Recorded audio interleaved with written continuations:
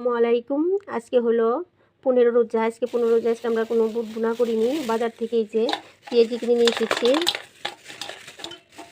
আর এই যে এখানে হলো দেয়া 20 টাকার পেঁয়াজি। এখানে হলো 20 টাকার পেঁয়াজি।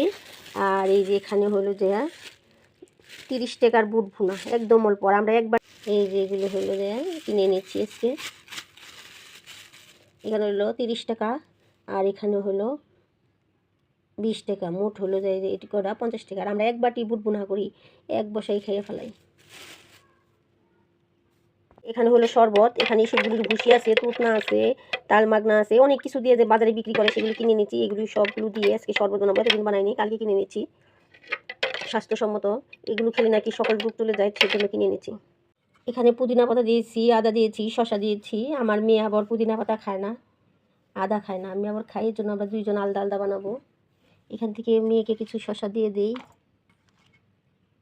আর আমি এখান থেকে কিছু বুট নিয়ে এই জায়গায় রাখি। এটা দিয়ে আমরা আজকে মুড়ি খাবো।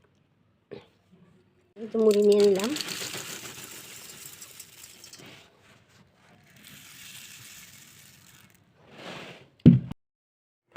আলহামদুলিল্লাহ, আজকে 15তম রোজায় আমাদের ইফতার।